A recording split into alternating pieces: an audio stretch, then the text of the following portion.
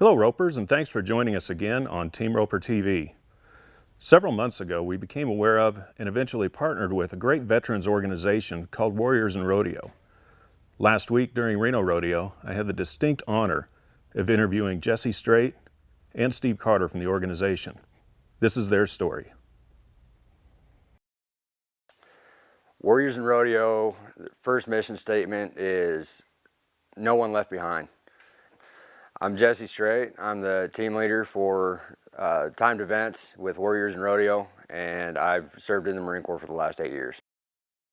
I'm Steve Carter. I'm 30 years old. I was a U.S. Army Ranger for just under 4 years. Deployed to Iraq twice, Afghanistan twice, Purple Heart recipient.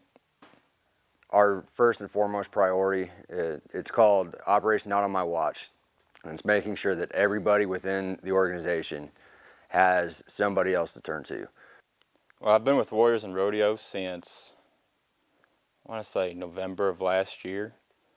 A buddy of mine, Chris Skeeter, said, hey, you should check out this group I'm in. We're doing some pretty cool things. And so I talked with Sherry Smith, our president, and everything that she said was kind of like, really it was something I wish I had 9 years ago when I got out, to where, it took me a long time to get to where I felt like I could function in normal society.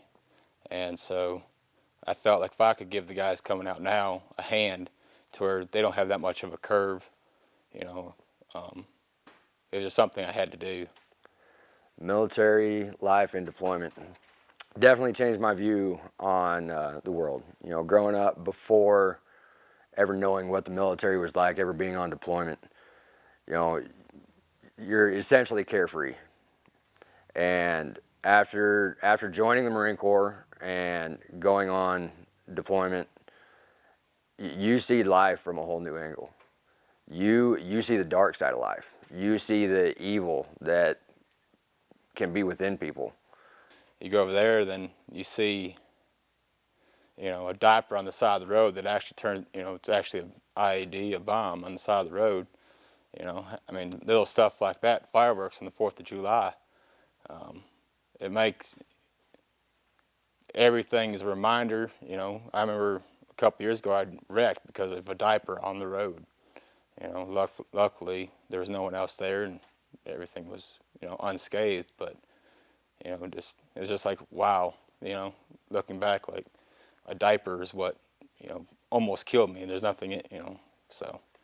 And fireworks, I know a lot of guys I've got issues with it, and it's one of those things you grow upon and get over, the booms and the lights and everything else. Well, I'm about to get out of the Marine Corps here within the next few months, and I feel that Warriors and Rodeo is going to be absolutely crucial in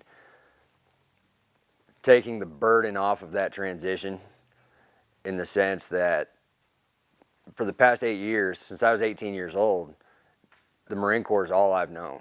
So going back into the civilian life, I'm going to have very few people who understand where I've been, what I've done, what I've gone through, things I've seen, and how hard it is to transition from such a structured environment to pretty much being on your own. The formality of service, everything's structured, that's the word. From that structure to civilian life where there is no structure, there is no adrenaline, for most people they go to a 9-to-5 job or whatever, I'm sure that their adrenaline doesn't get pumping to go to work, to go run a forklift or whatever they do that day. So Warriors and Rodeo is there because there's guys that have been veterans and they've been out for years, and there's guys that are active duty, currently transitioning, and so they understand and they know, and I know that I can talk to them and find out, like, hey, how did you handle this? How did you deal with this issue? What did you do to get over this hump in your transition? So it just kind of helps fill that void, and it's kind of a family. So it took me a long time to realize that, the guys I was going down the road with were family. But if you think about it, it's kind of like being in the service. If you're traveling with 4 guys, going to bull ridings and rodeos, them guys are helping protect your life, you know, whether it be in the chute or, you know, the bullfighters out in the arena. It's hard for you to grasp that because you're used to, you know, this guy covering your six and, you know, guys that you went to combat with. But it's just kind of, you have to break it down in your head to realize that there's people, just because you're not in the service no more, there doesn't mean there isn't people watching your six and there ain't people watching out for your best interest. Personally, how I feel about helping veterans with Warriors and Rodeo and how it's enriched my life is, you know, knowing that if anybody ever needs to call somebody or talk to somebody, you know, whether it's me or, you know, the other 150 members that are in, you know, active members in Warriors and Rodeo right now, you know, that somebody's always going to have somebody to talk to. They don't have to worry about, you know, all they have to do is put a post on our group, and I mean, it's literally 15 minutes and you've got 30 guys' phone numbers in the comments. With there being all the different branches, people have got a lot different experiences. And with the diversity of the group between the branches, more than likely somebody's going to be able to relate to them, you know, on a pretty personal level. Being that guy a veteran can talk to, I mean, it's kind of crucial. You know, when you know that 22 veterans a day are killing themselves, you know, that's crazy. I mean, that's more than what we lose in combat since Normandy, you know. So it's just kind of crazy that there's that many guys that are having them issues.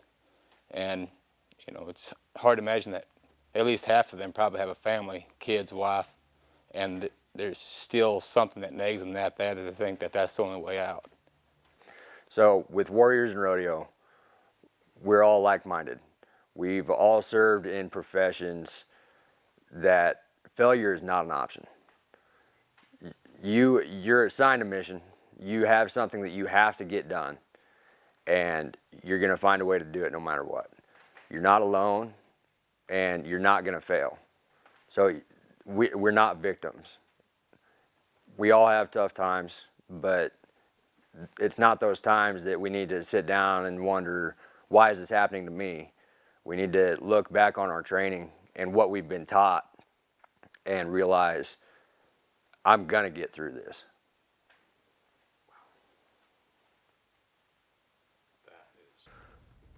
I want to thank Steve and Jesse for coming into the studio and taking the time to tell their stories. To partner with Warriors and Rodeo or to donate, log on to warriorsandrodeo.org. Or you can email war, W-A-R, @warriorsandrodeo.org.